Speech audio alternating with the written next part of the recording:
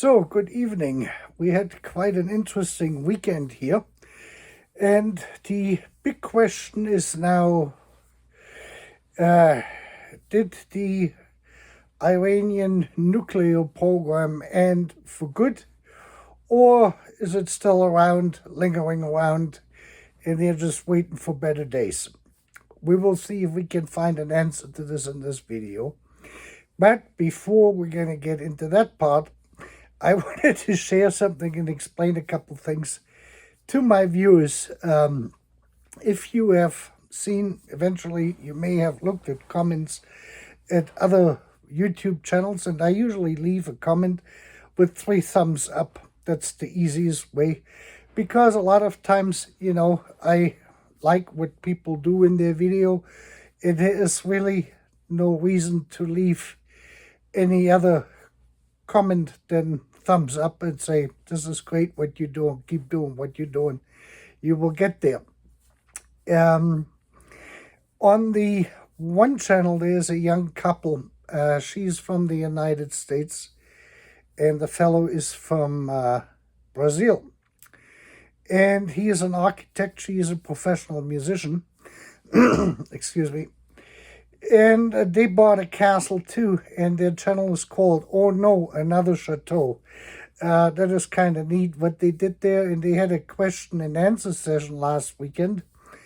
And I forgot to post my question earlier, so I put it in the comment, and I asked them, what is the budget? What is your budget, and how do you think, or how do you think you're going to fund your budget? You will need some money for this, since they bought this castle, And the question about a budget comes with any building project or any project you really do or you want to do. And people might be interested in doing something like what they see on YouTube. And, they would like to know if they can do it. And, of course, the budget is going to play a part in this. I have my other channel, my main channel really, is my automotive channel.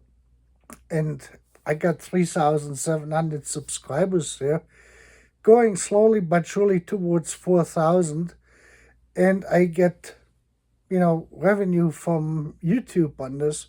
But this is not funding my car project. I have only one project, and I started putting videos out on that channel because there were no how-to videos available for that particular make and model I have. That's a 560 SEL Mercedes-Benz 1989 model. It's a V8, and they're more common actually, but less talked about, because people like to talk about their fancier coupes, or convertibles, and that sort of stuff, with the, more souped up cars with the AMG engine, that kind of stuff.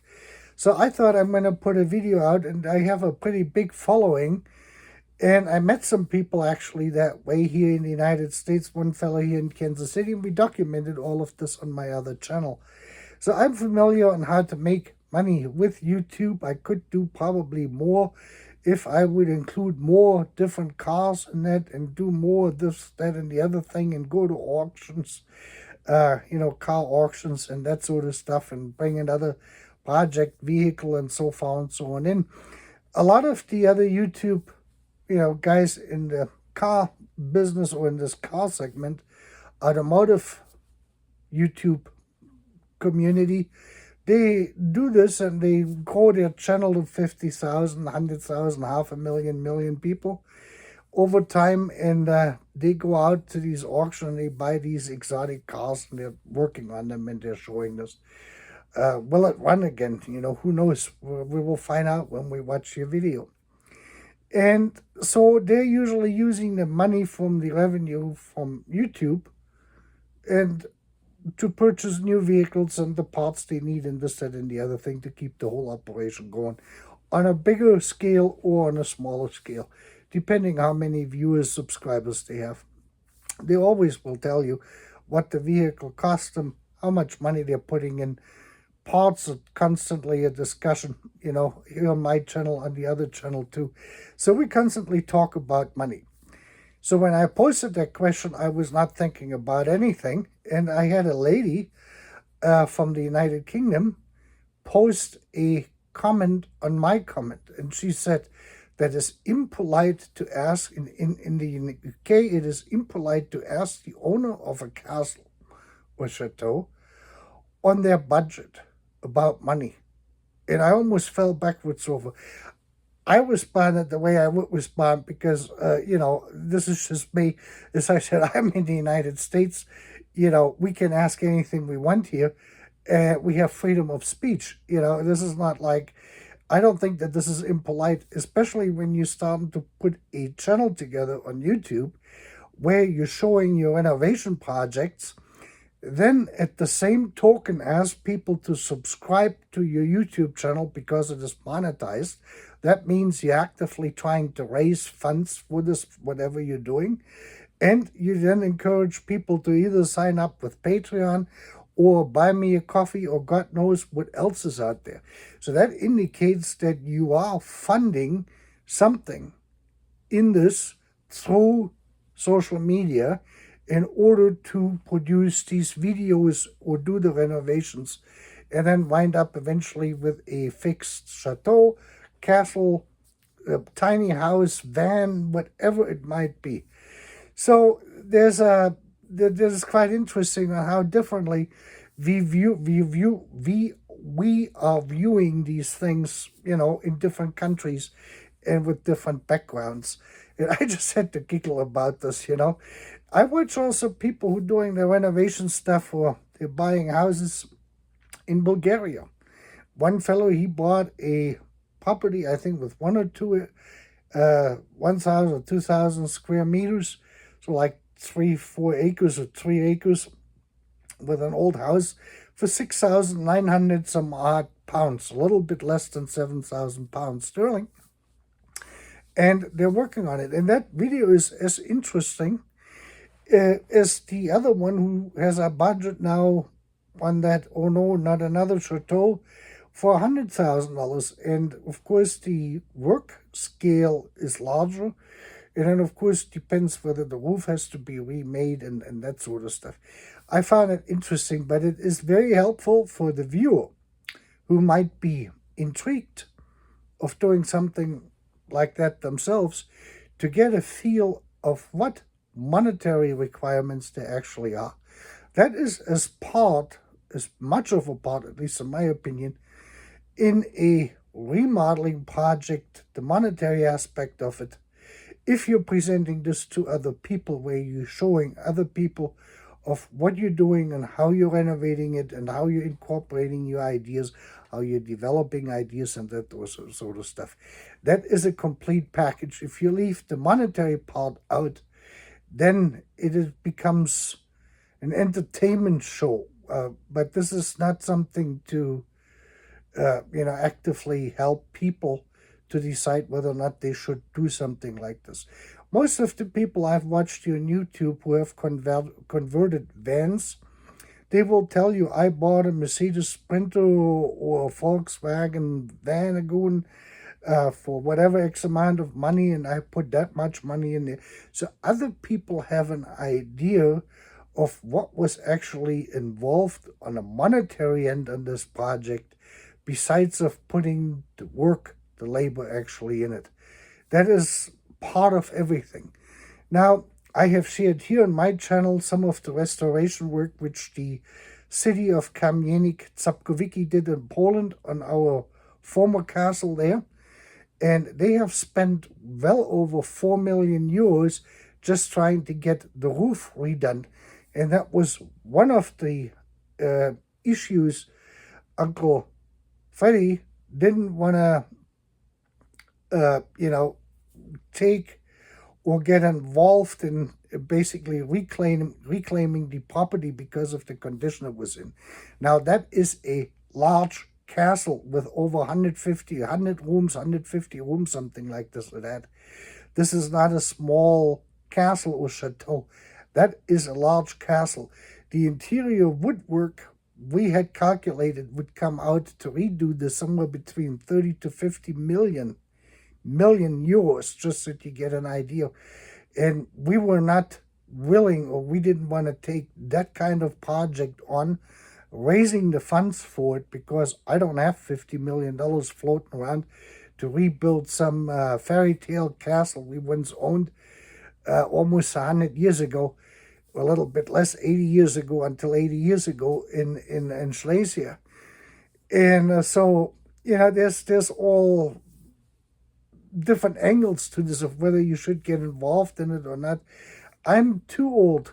I'm not really too old, but I'm at a stage or point in my life where I would not take on a remodeling project in that size. If I'm going to buy a house, I will buy a new construction which is finished and I have warranty on it, so I don't have to deal with it.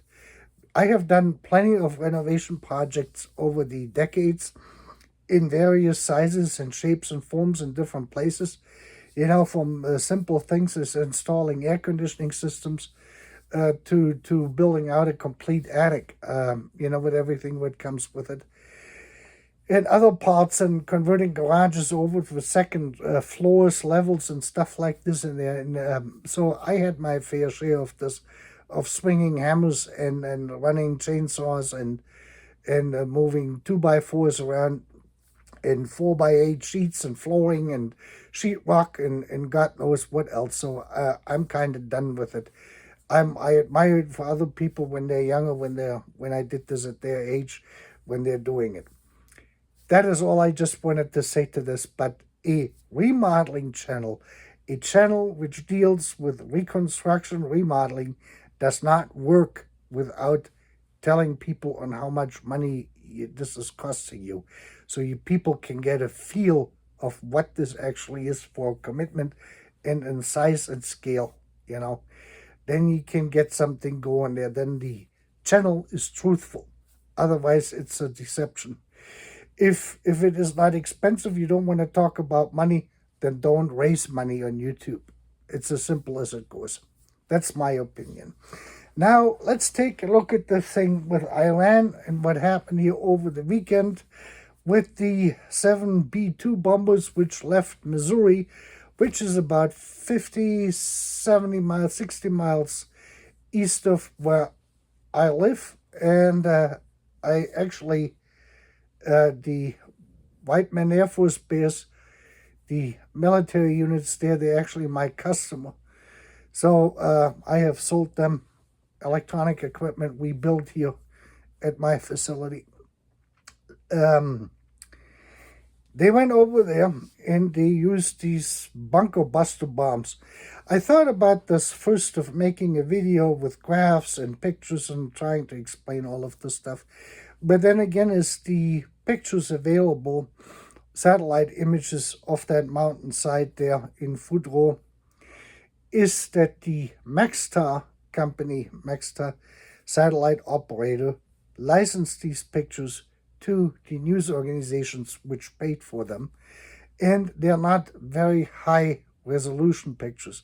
That means you can zoom in only to get a certain amount of detail. I found a couple of pictures which had a higher resolution to it, but I figured I'm just going to explain this in simple terms because I didn't want to make this a scientific tutorial video here, educational video about bunker busting bombs and strategies and that sort of stuff, or uranium enrichment, which they're undertaking there. So we're going to look at this just from a simple, logical, common sense approach of whether that mission actually worked. From the pictures which you can see online and which were posted by almost every news media outlet around the world about that impact, you saw the 6 craters, 3 holes next to each other in 2 different locations. And I'm going to explain a couple things to this here with this stuff. Now, the first thing is to know is that the Iranians were basically enriching uranium. When you have uranium being mined, which is, since it is a natural product in our earth here, it usually contains two isotopes, 238 and 235. The 238, both of them are radioactive. The 238 is dominant, and you have more of it in any amount of mass of uranium, which you basically have mined out of Mother Earth's, crust here, so to speak. And what you need in weapons grade or for radioactive or radionuclear purposes is you need 235, which is also in there. But it is not enough to start a fission reaction. That is kind of an avalanche where it starts a little bit and then it gets bigger, boom, and then it is really, really big. Like an avalanche coming down the mountain. It starts with very little and then it gets bigger and bigger more as it moves down until it hits the valley. And then you have usually the full destruction. So you can call it an avalanche reaction or a fissile reaction. That is the more common term here in America. In order to do this, you need to concentrate and bring up and basically accumulate 235 isotopes, uranium-235. You want to get rid of the uranium-238 parts, and you want to keep and combine them, increase the amount of 235 uranium isotopes. That takes either a centrifuge or multiple centrifuges, or you can use a gaseous process, which is in itself more cumbersome. But in this process, let me say this, the uranium itself, when it comes out of Earth, is radioactive. You can use a, Geiger counter, a radiation tester basically, and they go to tuck, tuck, tuck, tuck, tuck, tuck, tuck, tuck, tuck, tuck, tuck. The closer you get, as higher the radioactivity is, it will count the amount of isotopes being emitted, or electrons, during the decaying process, because that stuff is constantly decaying. Now, in this, as you probably know, radioactivity is not very healthy. And if you ever gone to a doctor or you have gone to the dentist and they took an x-ray in a hospital, is the first thing the doctor or the nurses or the assistants, they put over a lead coat to be protected from the radiation which you're going to be exposed to with having a film, negative film, behind you or under you or somewhere in your mouth with the teeth. And they send radioactive, they bombard you there for a split second, and that will expose the bones onto the negative. They develop it, they look at it, they know what the deal is. And this is very, very low dosage, extremely low dosage radiation you're exposed to. They say there is a recommended limit for a patient to be exposed only to so many x-rays per year, not to overdo it. And so the medical professionals, they have to be protected. That amount of radiation you're experiencing, they're experiencing, pales in comparison of what you are actually working with when you are enriching uranium. Uranium usually has a content of 0.7% of 235 uranium in any particular mass. And you're trying to get from 0.7% in that mass to up to 90% or 85% in weapons-grade plutonium. And that is a process. And in this process, the radioactivity also, of course, increases. The radioactivity is the decaying of the radioactive material. So half time, and it takes so many thousands or tens of thousands of years for the radiation to go from what it is right now to half the level. And that is a very, very slow process, but it is an ongoing process. As more concentrated that is more radioactive exposure you're going to have. At one point or another, they're trying now, they have to amass a certain amount of kilograms or pounds of concentrated uranium. And for weapons grade, it is usually around 70 to 90%. And you need about 50 to 100 kilograms to build one nuclear warhead. So let's just say the Iranian leadership there, the Ayatollah, decided he wanted to have 20 1.5 megaton warheads. He would have to amass somewhere around 75 kilograms per warhead multiplied by 20. So that is 750 kilograms. For 20 warheads, you needed then 1.5 tons, 1,500 kilograms of this highly enriched uranium with 230, basically almost getting close to a state of pure, only 235 uranium.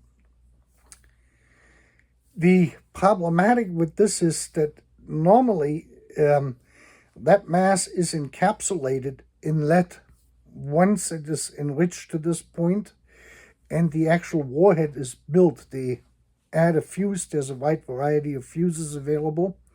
And then basically it is shielded in lead, because lead has the highest absorbance, is the most absorbent material we have to absorb the radioactive exposure, the radioactive, radioactivity being emitted out of that uranium piece. And so a 75 kilogram uranium heart, so to speak, of that warhead will wind up with a 300 kilogram warhead altogether, where the rest of it is basically primarily all lead, the fuse, and then an outer metal shell, an 1/8 inch of thickness, roughly. And then it is fairly safe to handle. You still can measure the radiation. And usually the people who handle these assembled nuclear warheads wear radioactive gear, the whole thing. They're completely, like in a nuclear power plant, these people, when they go in to do maintenance and stuff like this, wherever there's higher level of radiation, they're using the radioactive suits. During the enrichment process now, you don't have that luxury of being able to encapsulate the uranium. So they handle this, so this takes a special facility that takes extremely thick walls, concrete walls, somewhere between 1 meter to 3 meter thickness, to shield people from the radiation, in special glass with lead integrated into it, so they can see actually the process. So it is an expensive process, it's a difficult process, and it is very dangerous for the people who work there, who monitor and control the processes of that enrichment. They move this whole thing underground normally, or into a humidity-controlled environment to prevent any type of humidity being able to rust metals, for containers or for the pipes where the stuff runs through, with pipes and containers and that sort of stuff. For the equipment itself, that it cannot rust, that there's no deterioration there. And ideal for this is salt mines, old salt mines, because the humidity is close to zero, because that salt which is remaining in the mountain absorbs normally all moisture out of the fresh air which they're blowing into the cavity, into the into the whole tunnel system, and that basically dries the air up, and it gives you an ideal climate for this. The other thing is, that is primarily why they move these type of operations into mountains, especially mountains which have a high salt concentration, which could be used for salt mining, or may have been salt mines in the first place. Now, in order to look at this, so we know now that they have radioactive material in there. that this is primarily processing equipment, and that this requires very large, very heavy containers to move whatever quantity of uranium, enriched uranium, you have to safely transport this to another facility. The common process for this is done in a castor casket. That's what what they're called. And these are tubes in lead and steel and lead and steel. And normally for a full castor transporter, the castor cask itself weighs about 97 tons and can hold 10 tons of radioactive material, and they can close this off for a total weight of 107 tons.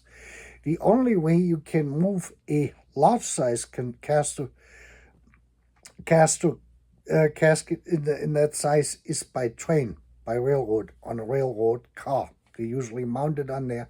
They're heavily guarded, and they are being then moved to or from nuclear power plants and that sort of stuff.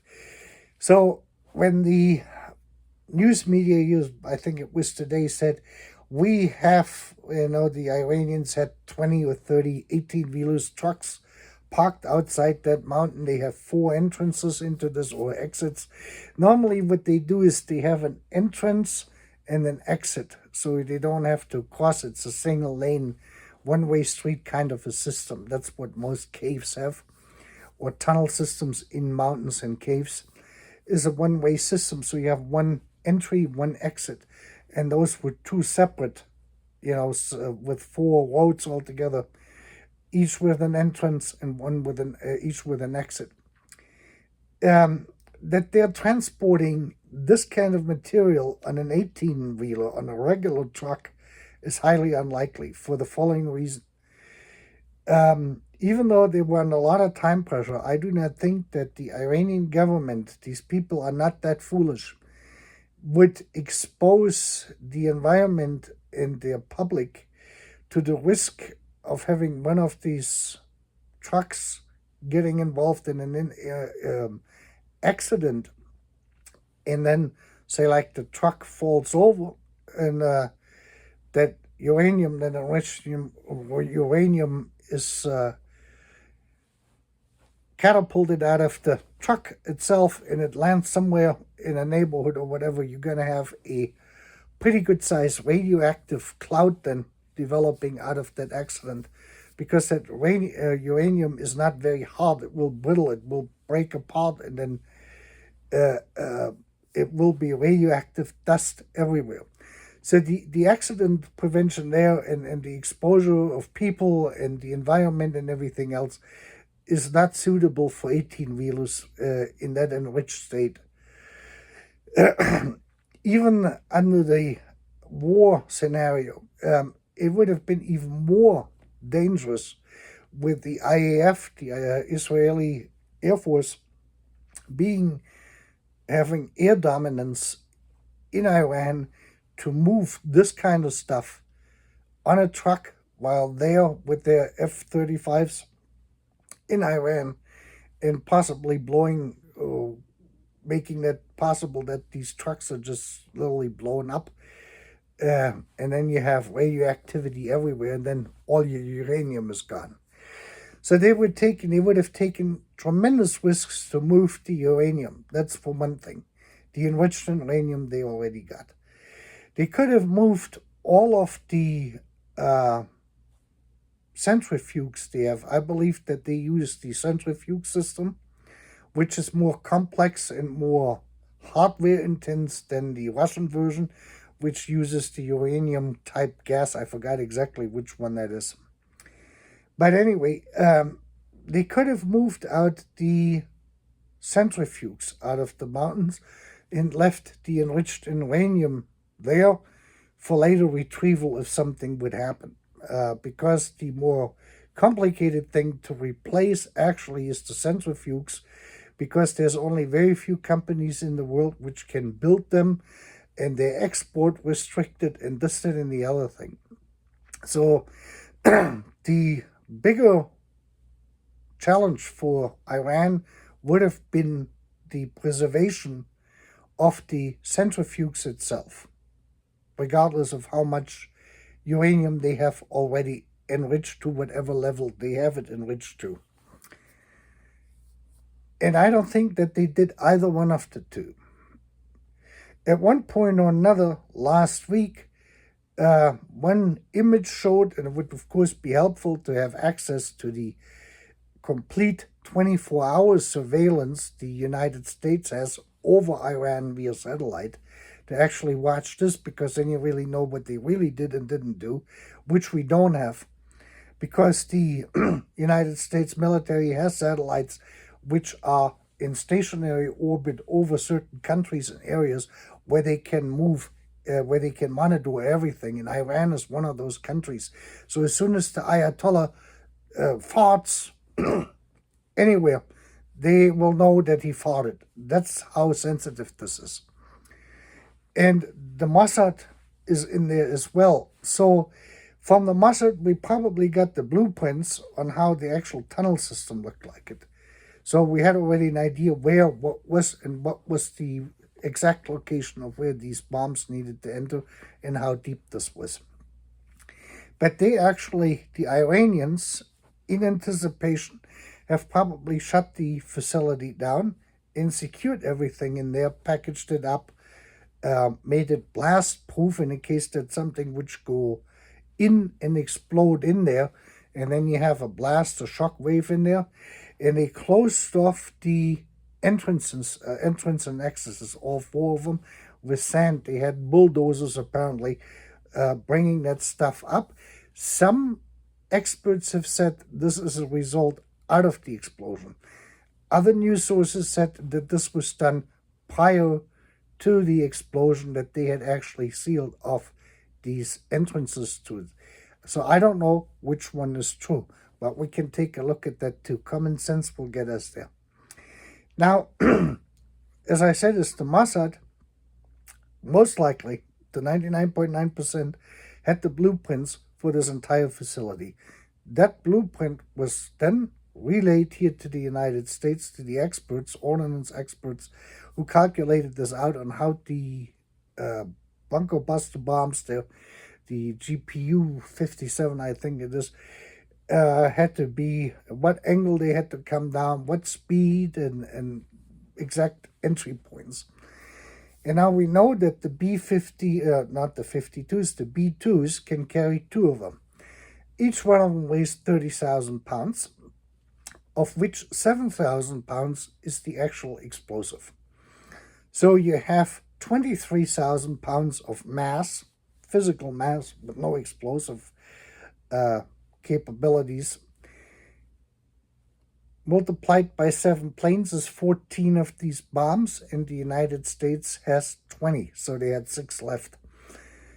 And what they did now is they came in, they had one airplane dropping one bomb in the first crater location and then in the second.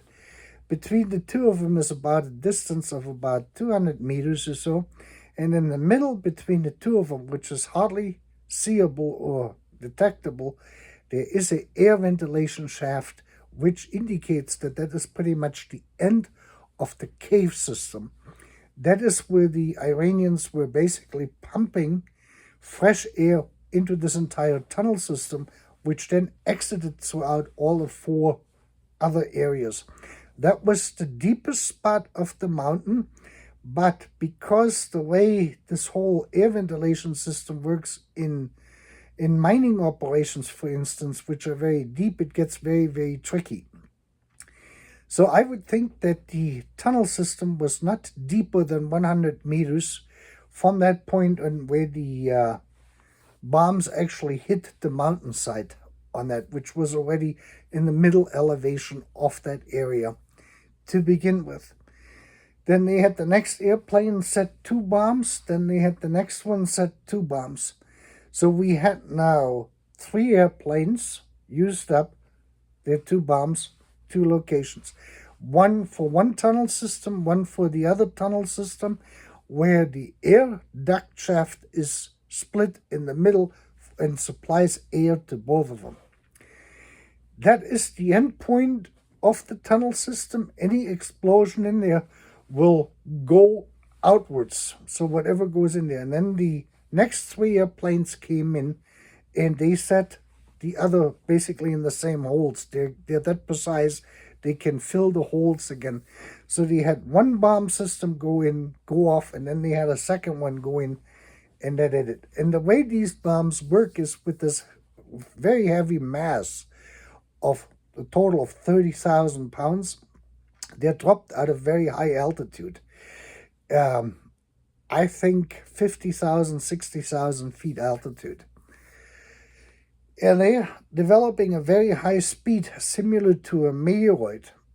And you're basically simulating a meteoroid impact into the Earth crust.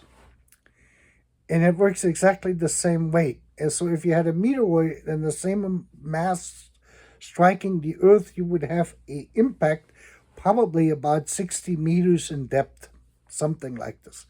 Now, the first bomb worked its way 60 meters down, and let's just say this is 100 meters, and explodes. It will then kind of weaken everything out because the explosion goes out to the front of the rocket, which has drilled itself into the Earth. And then the next bomb is going to come and is going to basically go into the hole and then slowly break through into the tunnel system, because it has then only 40 meters to go. And then it explodes, and then the explosion goes outward. And so you had the first 6 bombs going off only to make the room for the second set of 6 to fully penetrate into the tunnel system. That blew it out. And this is why some experts believe that that is what occurred. And the explosions were so devastating that it basically collapsed all 4 entrances with these roads going in from the shockwave. That's where all of that dirt and rubble is. It was not filled up, but it was actually a byproduct of the explosion. And that is the most logical point. It would have made no sense for the Iranians to close these exits off or entrances, because all what they would have accomplished was to intensify the internal explosions. If they would have closed this off, because the shock waves created by these bombs would have had nowhere to go. And in this case, they went out of the exited it, but that was so intense, the shock waves and the seismic activity which this creates, that the walls or the ceilings actually in the entrance areas and probably throughout most of the cave system completely collapsed and buried everything in there. Any person alive, any mouse, anything in there is probably dead. And I can tell you one thing, if someone would have told me this, that they're coming with these bombs, I would have got in my car and I would have went as far away as I possibly could. I would have not stuck around there in that proximity whatsoever. So this is the indications we have now. We know we had a 7th airplane. That 7th airplane delivered 2 bombs to the other facility. I forgot now the name of it, but there's also a 2-hole crater for the 2 additional bombs, which they delivered there. Yeah, that's all I can tell you. Interestingly enough, the support building on the side at Fordow, that white metal building, I assume, didn't seem to get affected by this. But from my understanding is the IAF went back after that and they demolished that building as well, and whatever else there may have been which they thought that needed to be destroyed as well. But looking at the entrances of the bombs made, the fact that we have 6 holes and 12 bombs indicates that all bombs did exactly what they were supposed to be doing. They came in 2 bombs in each hole, staggered with some time apart, and that basically destroyed the entire facility in there. Because technically, with that strategy, you can get two bombs into one hole, will give you a full depth of 120 meters of penetration before you can explode it. And that would have been more than enough to get into that cave system they had developed there. If you use 3 of these bombs staggered like this into the same hole, you will go down to 180 meters. That is roughly on how that works.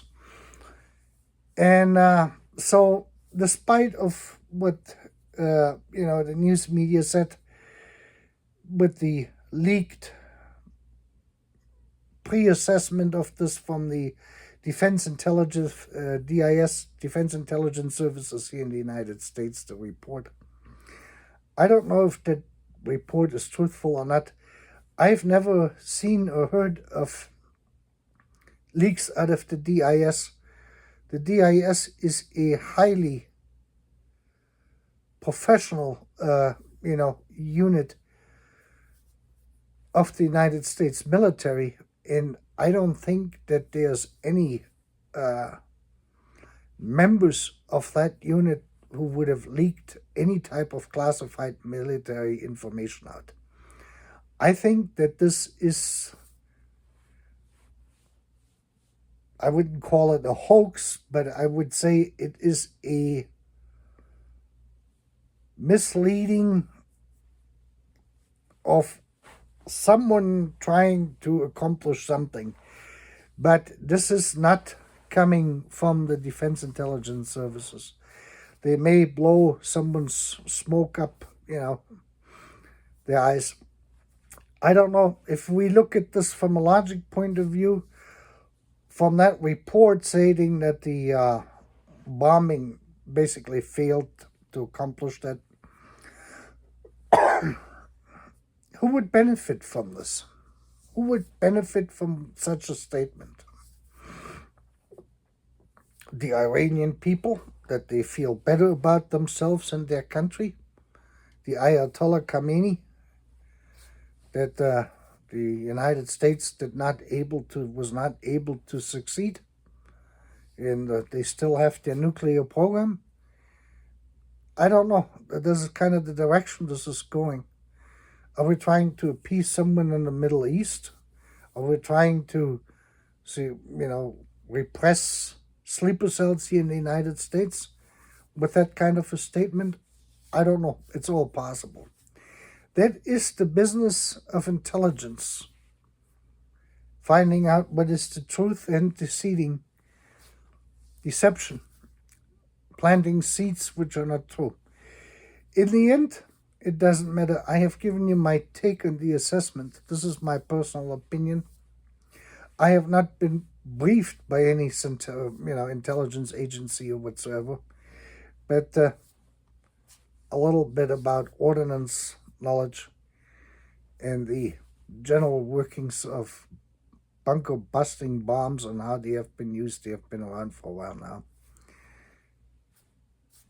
That brings it all down to the point.